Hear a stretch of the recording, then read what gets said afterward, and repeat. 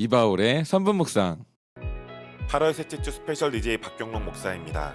오늘의 본문 말씀인 이사야 66장 1절부터 14절은 하나님의 말씀을 따르는 사람들과 하나님의 말씀을 따르지 않는 사람들에 대해서 말씀하고 있습니다. 하나님의 말씀을 따르는 사람들의 특징에 대해서 2절에서 하나님의 말씀을 따르는 사람들의 결과에 대해서 11절부터 14절까지 말씀하고 있고, 하나님의 말씀을 따르지 않는 사람들의 특징에 대해서 3절부터 4절까지, 하나님의 말씀을 따르지 않는 사람들의 결과에 대해서 5절부터 6절에, 그리고 14절에 말씀하고 있습니다. 하나님의 말씀을 따르는 사람들의 특징은 2절에 보면 하나님의 말씀을 듣고 떨 정도로 하나님 앞에 마음이 가난하고 심령에 통회하는 사람입니다.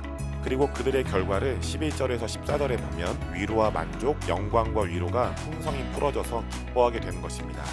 이들의 모습과 달리 하나님의 말씀을 따르지 않는 사람들의 특징은 3절부터 4절까지 보면 그들은 하나님의 말씀이 아닌 자기들의 길을 택하고 하나님이 아닌 가증한 것을 기뻐합니다. 그리고 그들의 결과를 5절에서 6절, 14절에 보면 그들은 수치와 보응을 당하게 되고 하나님의 진노가 더해지게 됩니다. 예수님을 믿는 우리는 불신자들에게 복음을 전할 때 예수님을 믿으면 천국에 가고 예수님을 믿지 않으면 하나님의 진노가 더해져서 지옥에 가게 된다고 복음을 전합니다. 그런데 요한계시록 13장 8절을 보면 죽임을 당한 어린 양이라는 구절이 나오는데, 이 구절을 영어 성경으로 보면 세상이 창조될 때 어린 양이신 예수님께서 죽임을 당하셨다라고 번역되어 있습니다.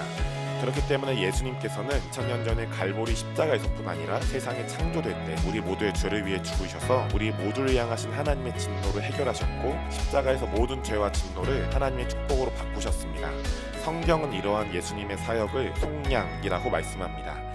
그래서 사도 바울은 이러한 원리를 잘 알고 로마서 3장 24절과 5장 9절에 이렇게 말씀했습니다. 그리스도 예수 안에 있는 속량으로 말미암아 하나님의 은혜로 값없이 이롭다 하심을 얻은 자 되었느니라. 그러므로 이제 우리가 그의 피로 말미암아 의롭다 하심을 받았으니 더욱 그로 말미암아 진노하심에서 구원을 받을 것이니, 그러므로 우리는 예수님을 믿지 않는 사람들에게 복음을 전할 때 예수님을 믿지 않는 사람의 죄와 진노에 대해 집중해서 복음을 전할 것이 아니라 예수님께서 그들을 위해 창세전에 죽으신 은혜와 사랑에 집중해서 복음을 전해야겠습니다.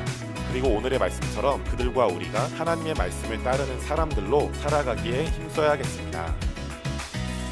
묵상에 동참합시다. 각자의 묵상 댓글로 남겨주세요. 함께 묵상하는 문화를 만들어 갑시다.